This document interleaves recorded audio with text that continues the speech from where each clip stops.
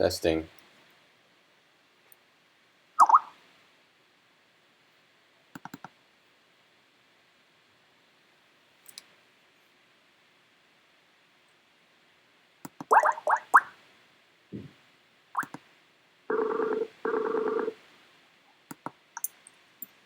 Hey, Theo. Hey. Yeah, I'm just on a film, so if you can go ahead and create you probably got better interface. Okay.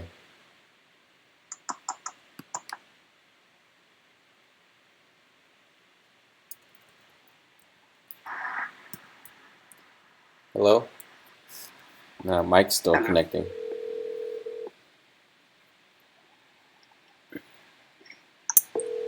Okay. No, mic's still connecting. Oops.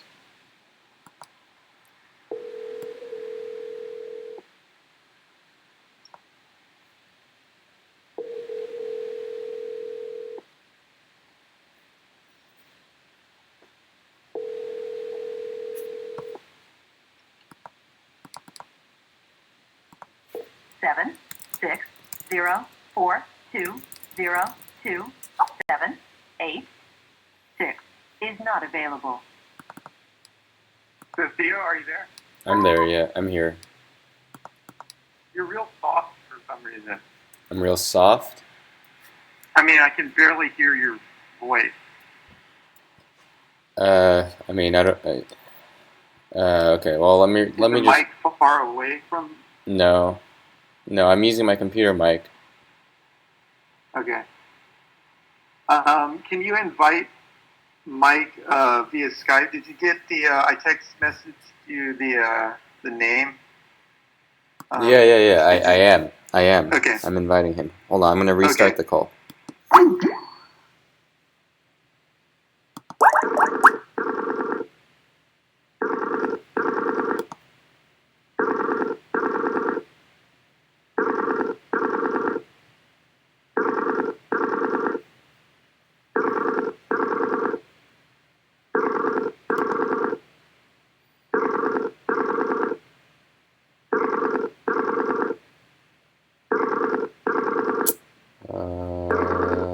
What?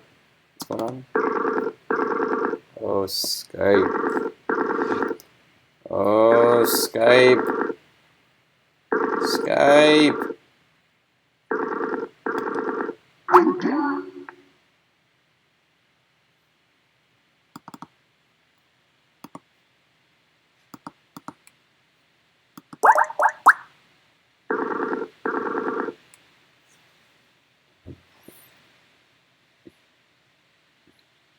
Hey, Mike, are you there?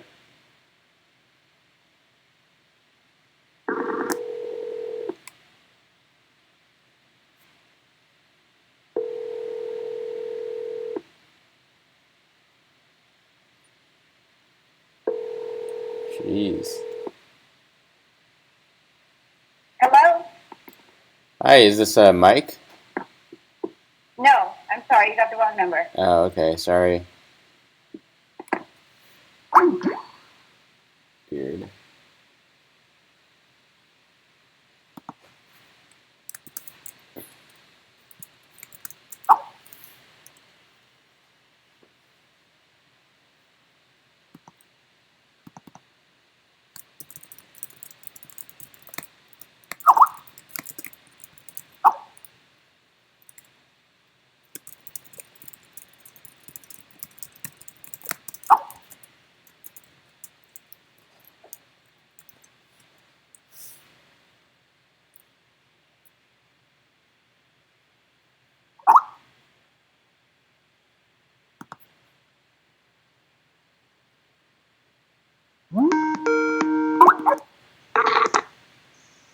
Hey, Mike.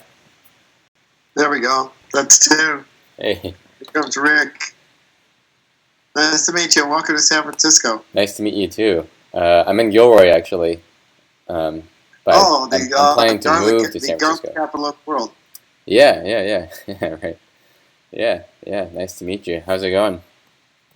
So is Gilroy as far as you're going to go, or are you going to go up to San Francisco? No, yeah, I plan to move to San Francisco. I just need to find a place. I'm still looking. I might be in Gilroy for the while being.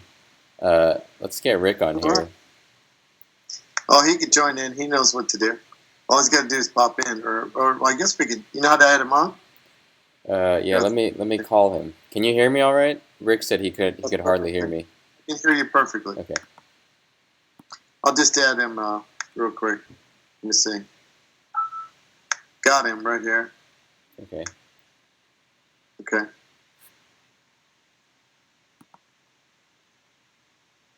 He probably will jump right on here. I just made an outbound to him, so we'll see. Okay. All right. Well, let me tell him.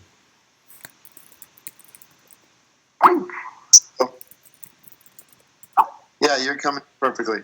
So yeah, my deal is I'm here in San Diego. Although he's probably calling on my phone. Just a minute. Okay.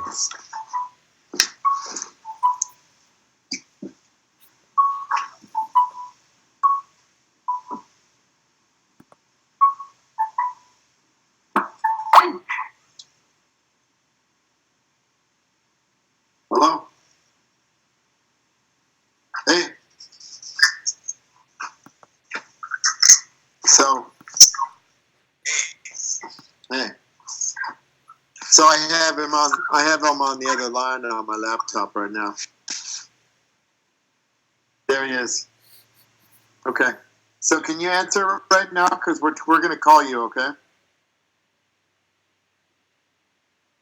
I got Theo here. Can you? Can we add Theo to this hangout? Is that what you're doing? That's on my phone. Let me. No, you hang up and we'll call you right back. Okay. Just pick up the call when we hang up. Okay. Hang up and then pick up the next call. Okay. Because it's coming in on two different things right now. Okay. All right. So he's going to hang up, and then once he does, then we can add him again. Yeah. All right.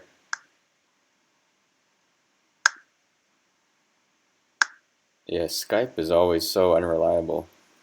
It's I just want to do Hangouts and just be done with it. Yeah. Yeah. Faster. Yeah. I wonder if he knows we're calling him on Skype, not Hangouts. I can do whatever you want.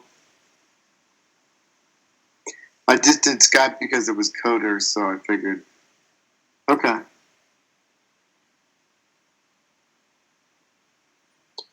Maybe he thinks it's Hangouts, huh? Yeah. Oh, man.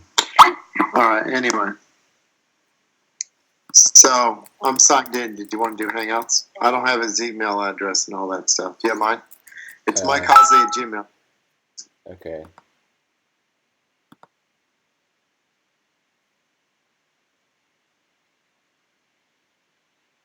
Yeah, they came in on Hangouts. Okay, I got it. Oh yeah, Mike, I should tell you, I'm streaming right now on YouTube, so this is all live. Just FYI. Oh, no problem. All right.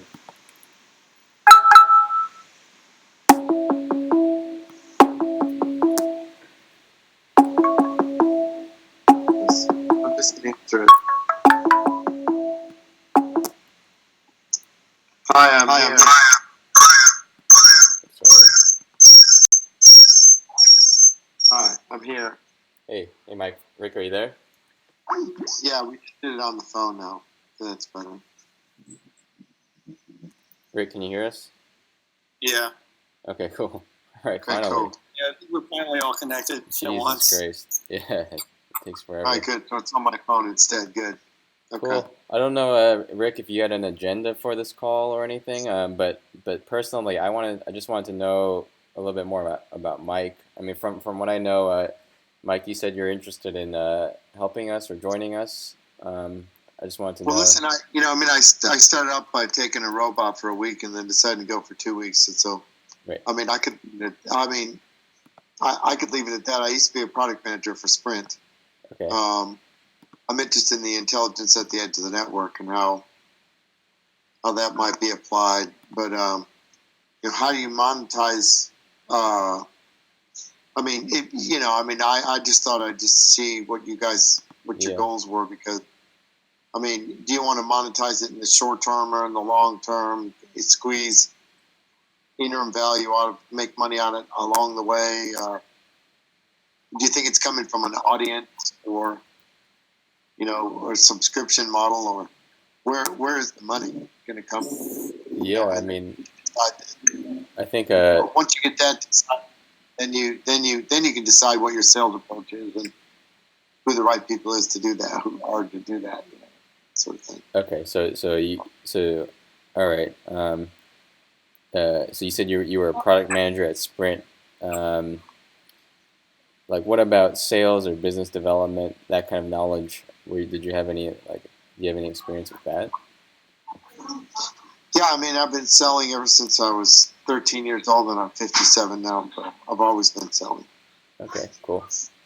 Yeah, I mean, to answer your question, it's I think none of us, neither Rick or I don't know. Maybe I'm speaking for Rick, but I don't think we know very well right now, like exactly how we can monetize. We have some ideas, um, but like right now, I still think we're in the experimental stage. Rick, you might agree with me. Um, we're still I trying to tend to go ahead. I tend to be a little more opinionated. I mean, I really think, at least this is how I look at it. Like, we have a trajectory. If we have to change the trajectory, then we can. So right now, I feel like the trajectory is most of the money. Well, most of the revenue would actually come from people online, like looking through the website and interacting with it. Whereas the challenge with the hardware is just getting a lot of hardware out there. So the analogy that I already told you about it, Mike, but was like with Kindle. So we build a piece of hardware, and we want a lot of people to adopt it for fun, or because they like live streaming, or because they might enjoy it because their families are separated or some whatever reason. But at the same time, we're building up a large network of these camera-equipped robots, and then we're basically creating a really interesting website that could attract a lot of attention. Yeah, no, I agree with you, Rick. I think what I've fantasized about how we can monetize is, I like to imagine, like, someday we'll have all these features, such as, like, what if you could shoot a Nerf missile using the robot, or I don't know, maybe exclusive control of the robot, or you want to like play some audio noise. All these like little like, what do you call it, like gizmos or gadgets, or like features, like small features. It could be like $1 to shoot a ping pong ball or something like that. That could add up. And I was recently just thinking about that. I say you have, basic participation, but the things that take more resources, you can charge more for. Like, if you want to have two-way video, then you have to pay $1 for that. Yeah. Yeah. $1 for how long? For for the hour session or whatever. For an hour of two-way video. Yeah. Uh, Yeah, all these little small features. Two-way video, different voice. If you want a different voice, maybe you can pay $1 or something. Yeah, I mean, you can think of plenty of I don't these. know. That doesn't scale necessarily, but You don't think it scales? I think it could scale. If you have like thousands and thousands of users, like every so often somebody's going to want to shoot a Nerf gun. If you really literally did have sort of a obstacle course that was manageable, where the thing was predictably going to not fall off track and not get caught up in courts and stuff like that, where they were knocking over predictable stuff that would reset itself up after a while or whatever. Yeah. That sort of a thing would scale, I would think. Yeah. Kind of. Personally, I'm trying to avoid the kind of thing where you have to set up a game for the robot to play. I'd rather it focus on, the interesting thing. I'd rather the interesting thing be that you're interacting with either people or real people or real environments, rather than constructing like artificial environments. Right now would be good. Like right now, our robot's not online. I mean, we're online, but we can't find ourselves online. Right. Like Timmy, you can't find Timmy on the front panel. Yeah, I mean, square one, we've got. I mean, the robots have to be more stable. That's for sure. Just so they stay running.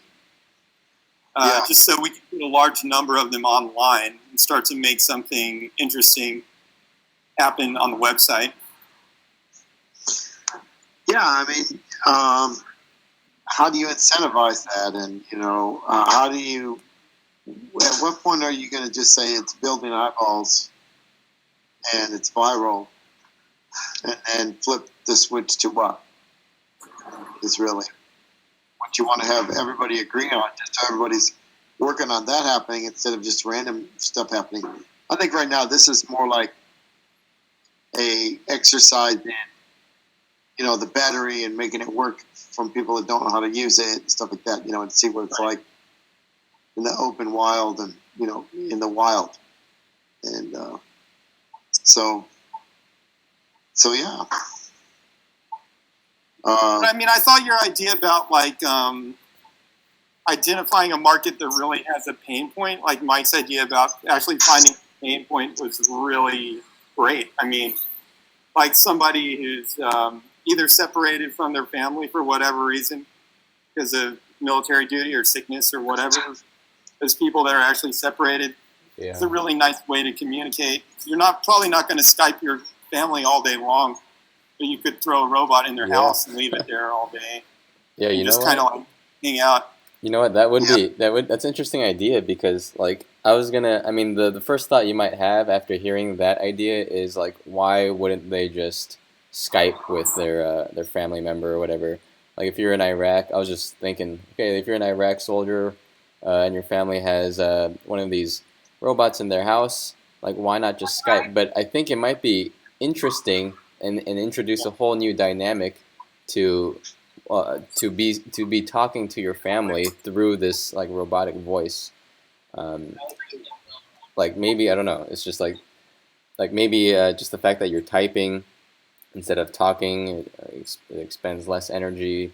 It's coming out in this different voice that's not you. It's sort of unobtrusive to them. They don't have to like hold a phone and keep you around.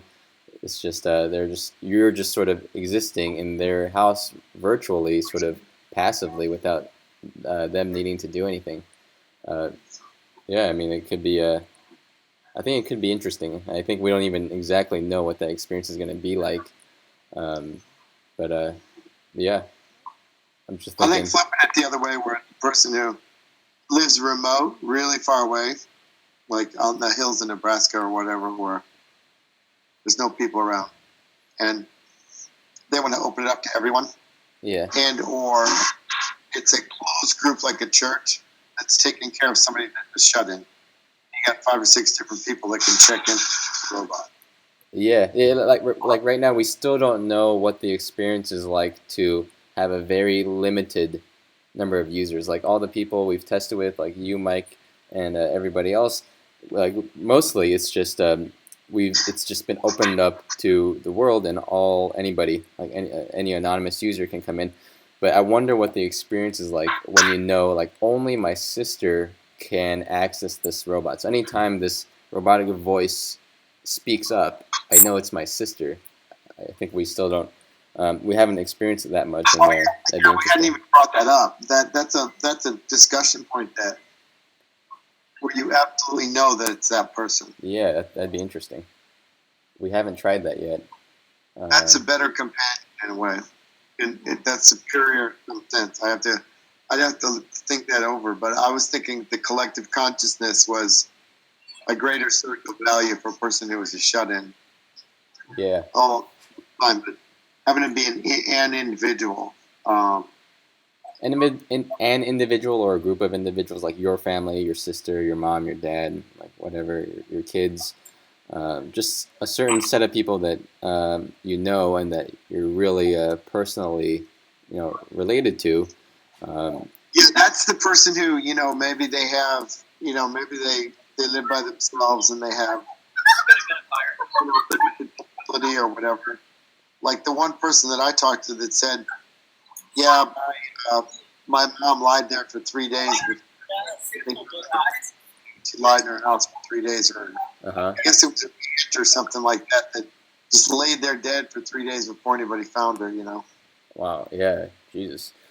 Um, we should definitely see if we can find any. Um, well, anybody like in those kinds of use cases. Rick was mentioning maybe. See, that use case lends itself to, having a robot that, because it's a person with limited mobility, the robot can go over and automatically charge itself somehow, where, Yeah. it's going Right. over Right. and getting recharged by virtue of the fact that it can plug itself in somehow or something like that, because that robot has to be, not Yeah. dependent on the senile person. Yeah. It Yeah. has to be dependent on the network. Yeah. Yeah. Side. That's a good point. Yeah, right now Go ahead. it requires way too much care right now for sure to keep it running. So I've got a prototype of at least a charging dock that's working, and eventually I'd like this thing to actually be able to just drive itself to the charger and charge itself like that. I think it's very easy to do that. Probably Yeah. set it up so it's self-healing in that sense somehow. Yeah, I think. With the degrees of redundancy that, where it would be so simple that the robotic arm could do it or something like that. If it had to be remote controlled, it could be that sort of thing. Or you back the robot up into the charger kind of thing or whatever. Right. Yep. Yeah, one thing to note about those scenarios. I mean, we have to remember, like, it's going to be like a family member or somebody that is not a malicious anonymous user. So the chance of it flipping over and all of that too is less likely. So it'll probably be less maintenance or less having to take care of the robot, other than the charging part. Probably. I mean, like, is your sister going to flip the robot if you're in the hospital bed? Yeah, right. They're not going to go get it tangled up and all Yeah. that, like they delight in doing, stuff like that. So. Yeah, so it's mainly the charging, and I think Rick has been working on a prototype, and I saw it. And doesn't it work, Rick? I thought you said that you had somebody Roll it successfully. up and yeah, I've got it to where you can roll it up to the charger remotely, and it connects and starts charging and tells you that it's charging. That's pretty cool. That's really cool. So you can do that, especially if you can do it from the outside network. You don't have to program it to do it, but it's nice to know remotely how much battery it has. That part's easy because you can remotely tell how much battery it has left or whatever. Yeah. Well, I'm just curious. I think you just have to kind of agree whether you guys want to build a robot. If somebody comes along and says, "I want it to be like this," do you want to do that? And if so, you want to do it for what, $2,000 or whatever it is that whatever they want it to. I mean, do you want to have a minimum viable product that is a ruggedized chassis that has a multi-purpose function where you can put arms or put in extra, intel or whatever? I mean, a wider camera angle lens, I think, is a minimum viable product, along with a more ruggedized case. And getting to a ruggedized case, and then let the marketplace sort of dictate, like the apps market did, what the thing can do. But I love that. have the ecosystem support itself. Like, it's all Reddit right now, so it would be pretty easy to control in the beginning. But you could just build whatever they wanted, kind of thing. And in that case, charge them for it. But I mean, you have to broaden your audience somehow. Who's the audience is going to pay for? What do they want to pay? I mean, I've piddled around like this, and then all of a sudden found out it was the government using my stuff. So that was kind of cool once. So You never know. That's what we did with the people browser. Social media back in like 2007 type of thing. Yeah, no, really. Yeah. We don't know. I mean, I don't think we're creative enough to know. I mean, the crowd's definitely Somebody going could to be come more along creative. and say, "I want this thing to move pallets," and move them from point A to point B, and we could probably do that. I mean, without much modification, kind of thing. So, where it could be remote doing stuff. Uh, No, so, yeah. I think a ruggedized case, just getting to the point where you'd say, "This is a case that I would not mind selling this case," or just saying, "Okay, well, here's your open source components of the case or whatever," but having some ruggedized type of thing where people can plug and play, Right. would be, and then having that go out on Kickstarter with 4 or 5 different options, like track instead of wheels or tracks kind of options, tank tracks or wheels, or arm or no arm, wide angle, no wide angle, light battery, heavy battery, all day, 2-day, kind of, or lightweight. I mean, at certain points, you want to make it go a certain speed, and other ones. I mean, how fast should this thing be going? Faster than it is, or is this a good speed? Yeah, that's the whole thing. There's a lot of different trade-offs, and I mean, I agree with the idea of just building a good, solid platform to start with, and making it so we can kind of ask people, do you want to arm, whatever? Do you want more speed? Do you want longer battery life? Those things are pretty easy to adjust, but we need a good platform to start with, no matter which direction you go. Well, I don't know if you're looking for a good platform or you're looking for an inexpensive way to mount all the stuff onto a rack, and then just have that be the minimalist platform with some kind of functional design, like maybe it's got to be as big as 2 times the size of a cell phone or whatever, but it could be ant-like with kind of wheels, super light. It wouldn't have to be too heavy, I wouldn't think, except for the battery. And you'd probably want the battery down low, and I don't know. I mean, how would you want to build the chassis, and how would you want to build the plug and play that goes in there? So I've always thought that if we built some kind of chassis that was appealing, like if it looks cool, or if it looks cute or something, if it looks like like a cat or something, that it might have a better chance at going viral if that's what we're aiming for. But at the same time, that's probably not the most rugged. If you have like a cat-looking robot, maybe we should open up the chassis design to the world. You can upload your own 3D you could take a look file. and see. You could see like a dozen of them right now that are out there, that are $99, that are out there for sale. Little Chinese ones and stuff, that what they weigh, and they have little tiny amounts of battery. I think a lot of it has to do with what are you going to do with the battery, and how much battery do you want to have, because that's what adds the weight, having it to have it be so rugged and use such big motors and all that. Yeah, well, for the battery, probably a day, I would think. But I like the idea of allowing the users to come up with their own design. They can, I don't know, maybe they'll think of something that goes like viral. GoPro. I mean, GoPro has all these add-ons, and that's where they make all the money, right? Yeah. What do you mean, though? We would have to have a chassis chosen, designed by us, and then we could sell add-ons, I suppose, stuff that if can that's snap on. Snap on. Then you got to be able to have stuff that can snap onto the chassis, right? So. Yeah, that'd be cool. Snap on. Yeah. Like, you'd have a snap-on front end if you wanted it to do bulldozer-y kind of stuff. You'd have to, have it snap on. Yeah. You wanted Well, it to do yeah. with arms, you'd have to have a piece that, would balance well with the whole thing. So there might be. Mm, yeah. Balance is a good point.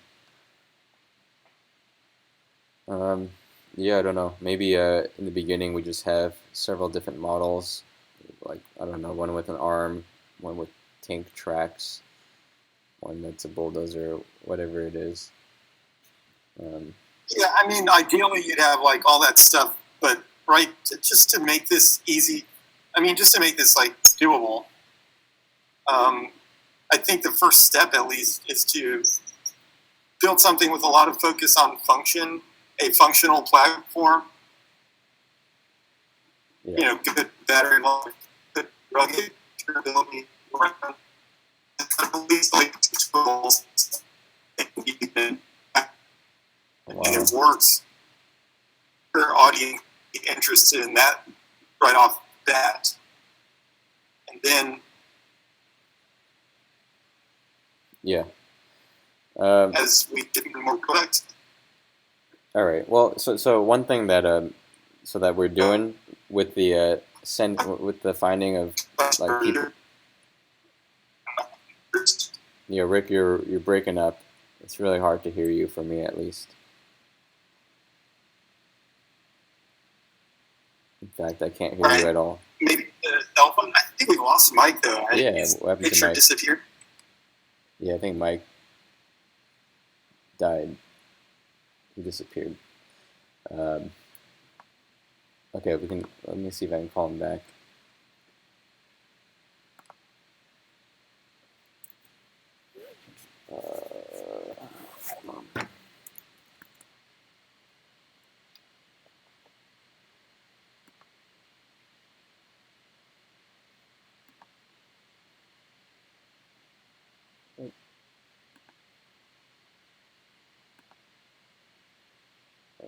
Uh, how do I add people?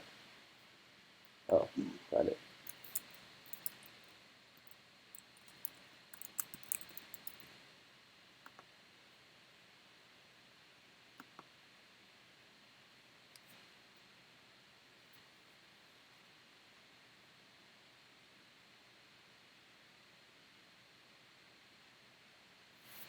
Rick, are you there? Can you hear me, Rick? Yeah, I can hear you. Well, I mean, trying to call him, but oh, hey, Mike. Somebody else's phone There you go. died. My phone died. Oh, okay. Okay, no problem. All Yeah, right, so we're all back, right? So, yeah, we're all back. yeah, I mean, now that you can sort of, print things yourself, sort of make your own pieces, you can make a chassis, and then you can make like points on there where things could attach to it, like a front bulldozer type of front end, where it could push and do pressure, or have two arms, and you'd have to have counterweights or have options, which would increase the price because you'd have to have more power and all that stuff, But the start out robot would be the base model. But if you wanted to do more stuff, that's the hook where you make more money, I would think, That's a good idea. Possibly, maybe that is where all the money will be. Um, yeah, I mean, like, just to pull it back though, like, about what the easiest and simplest and immediate thing to do next. I was thinking the fact that we're going out to, we're going out on, we're posting these ads on Craigslist and getting just random, like regular people to test the robot. Um, I don't know if we're if it's scoping out the market enough. I mean, what do you think, Rick? Like we talked about putting this in the hospitals. We talked about Yeah, we're ready. older I think if you people. give me a rugged chassis, I can give you a pretty good story, which is going to get you some eyeballs and get you a newspaper article or two. And if you do it right now, while you have this Christmas stuff going on, at Pendleton or, Ronald McDonald House or some kind of thing like that. I would think. You say you can get us a story? Is that what you said? I can get you probably an in into a hospital and then Oh, a do hospital. the whole thing and then promote it. And then the journalists will write the story. Wow, yeah, Because they'll be looking for those feel-good stories for Christmas and all that. that is a good point. Yeah, And all I need is a chassis that's going to work while it's gone for 2 days, kind of thing. Right. Yeah. So I'm going to focus. That's like on the agenda essentially anyway. So I can definitely focus on putting together a ruggedized chassis. You print something up or whatever. If you print something up, we can go with that. I mean, I don't know how you print it up and make it work on, as opposed to this ugly black box. yeah. Yeah. And that becomes a base model, like the motherboard.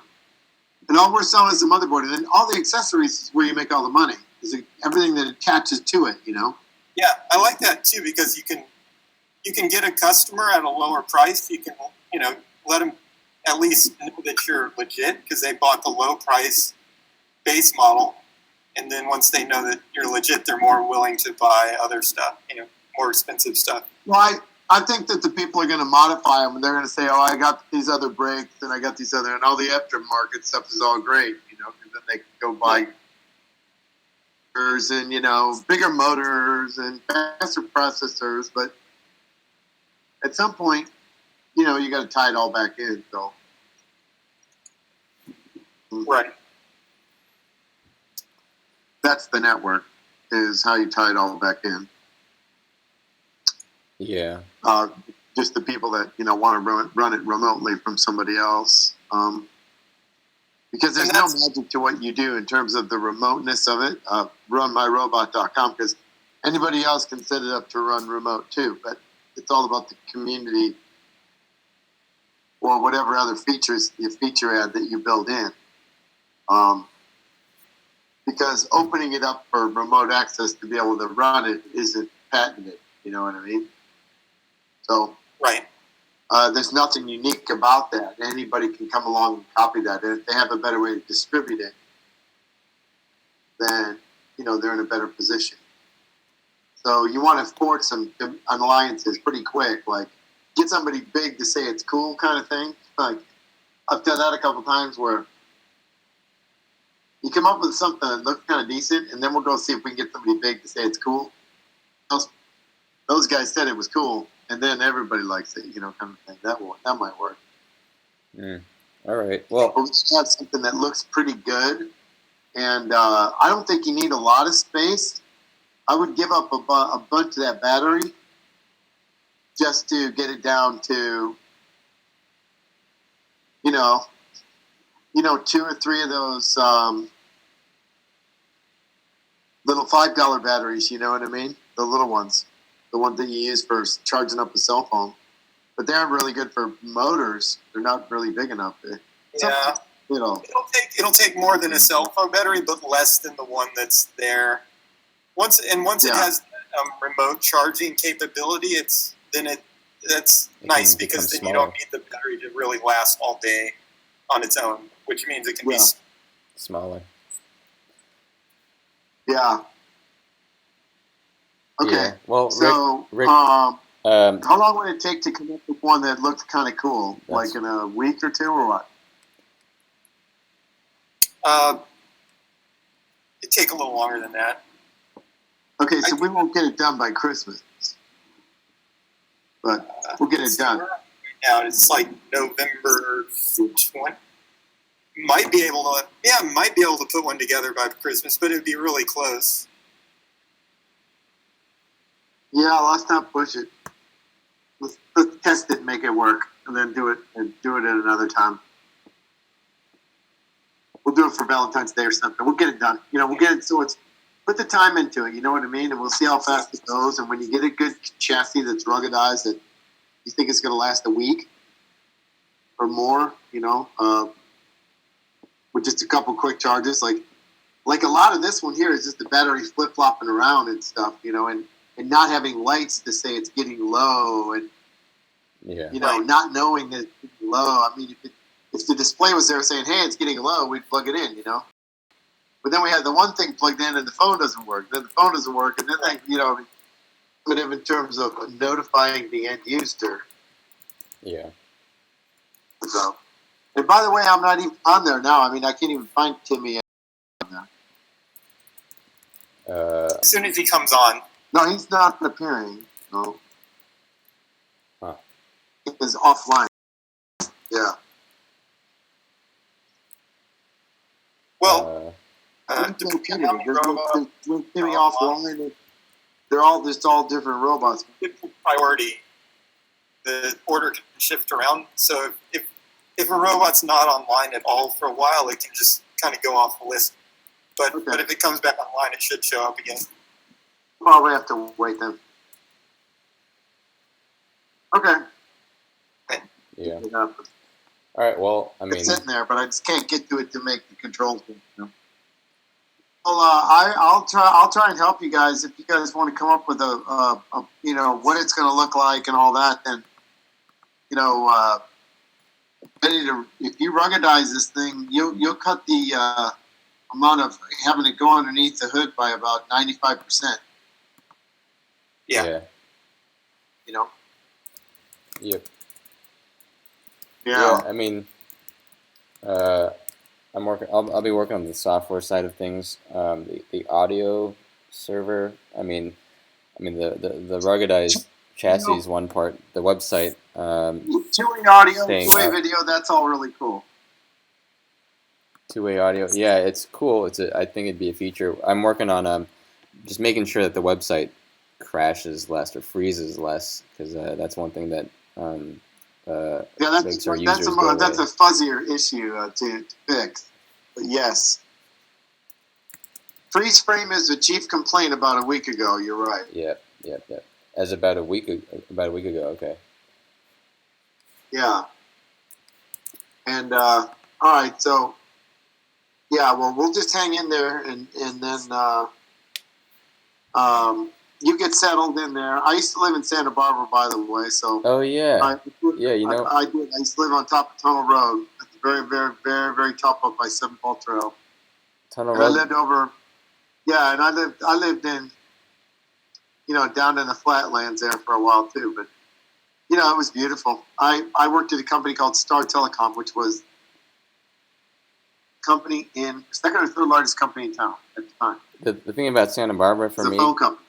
Santa Barbara is too nice. Yep. Like for me, like I feel almost guilty living there, while I'm moving, and I want to come back someday. Like when I feel like I deserve it. It's just I don't know. It's just it's too beautiful. The people are too nice.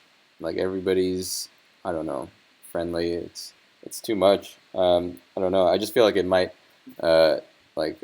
ruin my discontent, which I like to use as fuel. Not only was it like that, but I also got to travel the world, and I made a ton of money when I was up there too. And I had a beautiful house.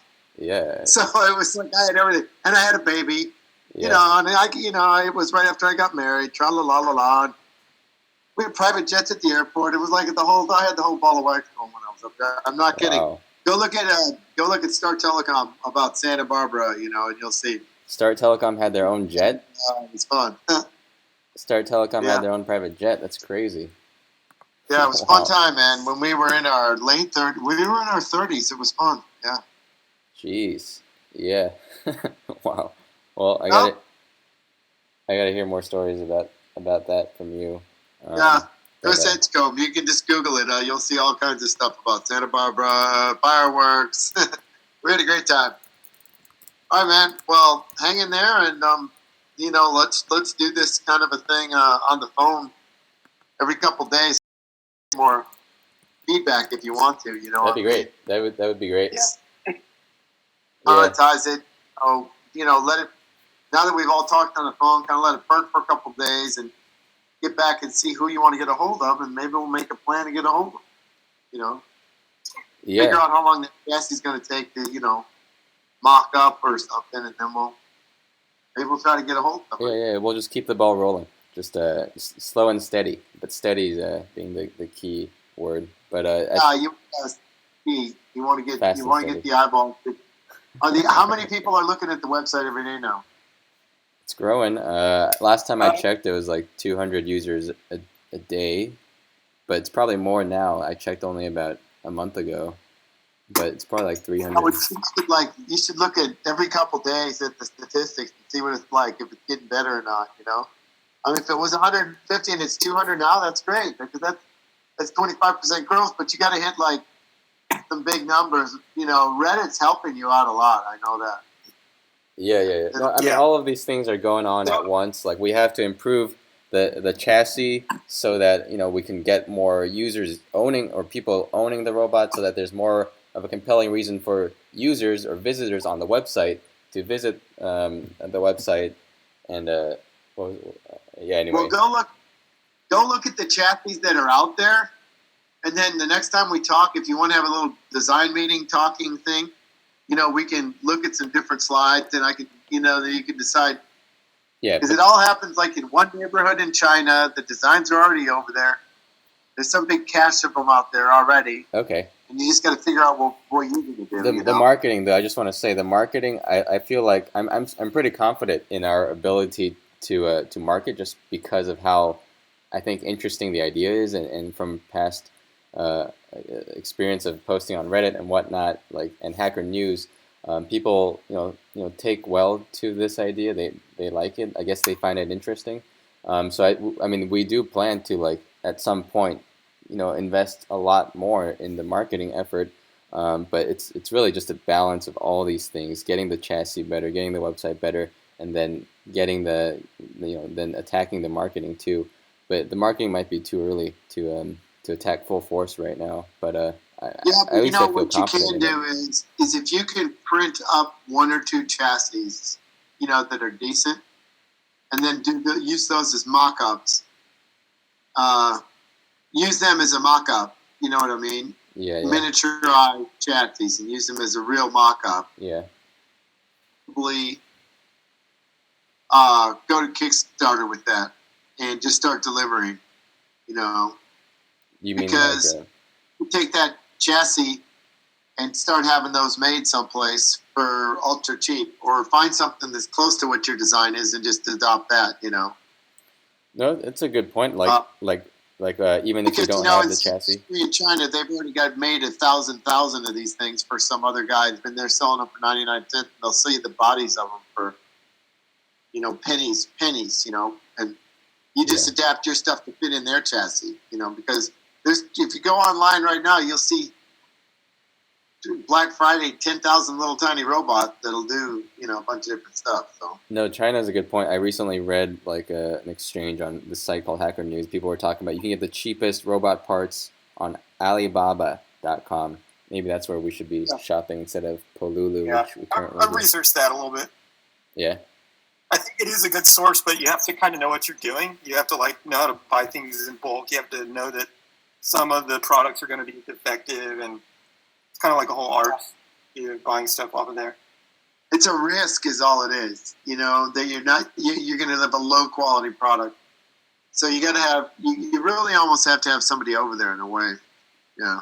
Yeah. Well, all right, you guys, just if you want to, start ruggedizing some of these things or whatever, mine is ready to turn on, and I can give you any more feedback that you want. Mm-hmm. I think principally the number one thing you can do to engage better, if it had better quality video, however you up that through the hardware, through the network, and make what is it going to take to make it better? In other words, and then, or if you're just trying to use is it bad video or whatever? Because people say it's not a wide enough angle, you can't really see. I mean, you can buy a better webcam. If they could see better, it would be a more immersive experience. There's one thing that it really should have, which is a wide-angle lens. That should not increase the cost or the complexity. It's just a matter of buying a different kind of camera. Yeah, okay. We should take care of. Yeah, next time you buy a wider one, because that's what everybody's asking for. Or even another idea, like a rear view camera or a floor view camera. So we talked about that too, because they back into stuff all the time, Yeah. All right. Well, I mean, I have to get going. I'm hanging out with my family for dinner. I'm sure Yeah. Mike, Okay. you too, and Rick, I gotta get probably you rolling a too. little bit. Yeah, me too. Yeah, You have no idea what Thanksgiving's going on. So, well, I'm thankful I met you guys. Thanks for the opportunity. Yeah, nice to meet you, and, Mike. thanks for your time tonight. And I thanks, enjoyed thanks, talking thanks. with you. Yeah, we'll talk again. All right, see you guys. Yeah, man. Bye. Cheers. Cheers.